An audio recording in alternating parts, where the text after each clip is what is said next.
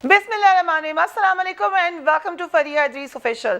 Parliament में जो हुआ वो कई दिनों से आप देख रहे हैं। यकीनन इसकी जितनी भी मजम्मत की जाए कम है। उसके बाद जो उसका आउट ब्रेक है या लैश बैक है, उससे भी ये लग रहा है कि तमाम मामला हल होकर बस आगे चले जाएंगे और क्या ज़ाया हुआ, क्या खोया, क्या पाया, उस पर कोई ज़्यादा गौर व खौस नहीं होगी। जस्ट अ क्विक रिमाइंडर कि हमारे चैनल को सब्सक्राइब कीजिए और बेल आइकॉन को क्लिक भी कीजिए। पाकिस्तान वो मुल्क है जिसमें रहने वाली गरीब कौम का बाल बाल कर्जों में जकड़ा हुआ है। बजट का ही सेशन था, तो इट्स अ स्टार्क रिमाइंडर कि हम एक कर्जदार कौम है। हम में से हर कोई जो पाकिस्तानी है उस सब को वो कर्जा देना है जो हमसे पहले लिया जा चुका है। आज पाकिस्तान में पैदा होने वाला हर बच्चा 2.25 लाख रुपए का मकरूज होता है, यानी वो पैदा ही मकरूज होता है। मुल्क माशी बहरान का शिकार है। अवाम कई कई घंटे की लोड शेडिंग का सामना करते हैं। कभी कोई हुकूमत आके कहती है कि हमने लोड शेडिंग ठीक कर दी, जो दूसरी हुकूमत आती है वो कहती है पहले वालों की गलतियाँ हैं। महंगाई बढ़ चुकी है और महंगाई बढ़ने की वजह से आज 2 करोड़ से ज़ायद लोग जो एक लकीर होती है गुर्बत की, उससे नीचे की ज़िंदगी गुजार रहे हैं। लाखों नौजवान नौकरियां ना होने की वजह से बेरोज़गार हैं। इनको नौकरी चाहिए, पढ़े लिखे लोग हैं जो शायद अगर इनको मौका मिले, अगर इक्वल अपॉर्चुनिटीज़ होती और इन नौजवानों को मौका मिलता इस काबिलियत के वो को साबित करके वो पार्लियामेंट में आते, तो शायद वो पार्लियामेंट के तकद्दुस का ज़्यादा ख्याल करते। ये हालात हैं पाकिस्तान के। इन हालात में तो इस कौम के मुंतखब नुमाइंदों को, जिनको मौका मिलता है कि वो आएँ और कौम की खिदमत करें, क्योंकि मौका वो यही ओत लेकर आते हैं, इन लोगों की तो रातों की नींदें उड़ जानी चाहिए थी। इन्हें अवाम की मुश्किलात कम करने के लिए अवानों में दिन रात काम करने में लगा होना चाहिए था। एक एक मिनट को यूटिलाइज करना चाहिए था। कोई कंपनी अगर खसारे में जारी हो, प्राइवेट कंपनी हो, आप जाके उनके एम्प्लॉयज़ की हालत देखें कि कितना प्रेशर उनके ऊपर होता है कि हमने इस कंपनी को चलाना है और किसी न किसी तरीके से मामलात को ठीक करना है और किस तरीके से वो एक लिमिटेड बजट में अपना काम कर रहे होते हैं। मगर इतनी मुश्किलात में ज़िंदगी गुजारने वाली कौम के नुमाइंदों के रवैये पार्लियामेंट में देखकर यकीनन सर शर्म से झुक जाने चाहिए। गुज़िश्ता चंद रोज़ पहले तक हमारी कौम असेंबली एक अखाड़ा बनी हुई थी। आप समझेंगे कुश्ती हो रही है वहाँ। जो हमारे मुंतखब नुमाइंदे हैं वो एक दूसरे के दस्त गिरेबां थे। एक दूसरे को गंदी गालियाँ दी गई, किताबें और बोतलें फेंक फेंक कर एक दूसरे को ज़ख्मी किया गया। फिर कोशिश की गई कि कहा जाए कि हमारी गाली तो ज़्यादा गाली नहीं थी, आपकी गाली गाली थी। दिन रात पार्लियामेंट के तकद्दुस और बालादस्ती का राग अलापने के ये गैर संजीदा रवैये देखकर कौम यकीनन मायूस हो गई है।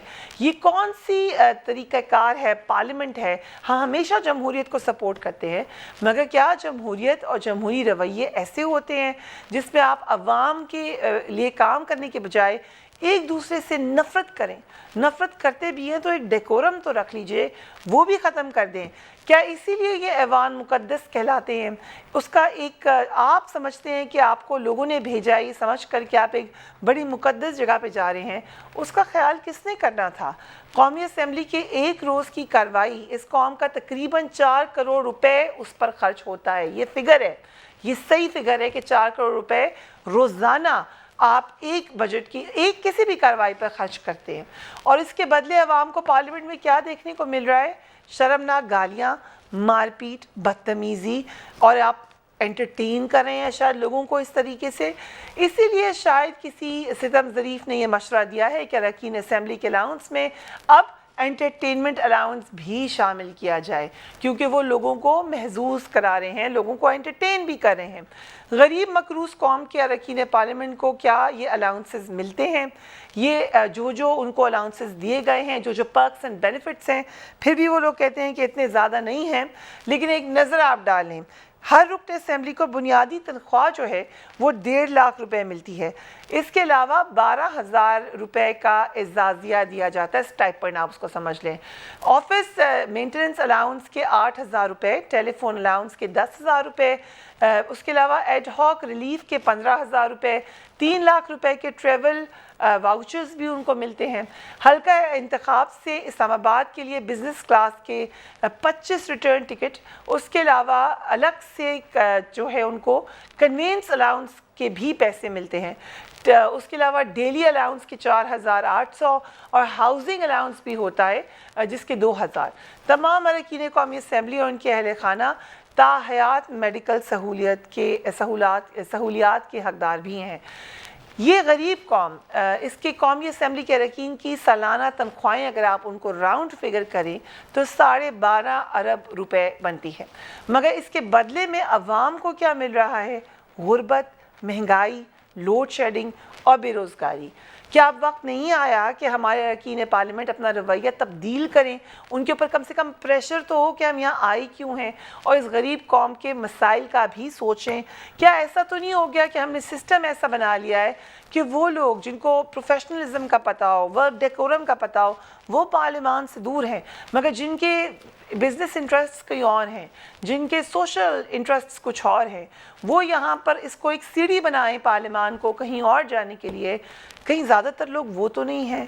کیا یہ لوگ یہاں پر ایک ایمبیشن لے کر آتے ہیں کہ ہم نے اس مقدس جگہ پر پہنچنا ہے اور قوم کی خدمت کرنی ہے، یا مقصد کچھ اور ہے؟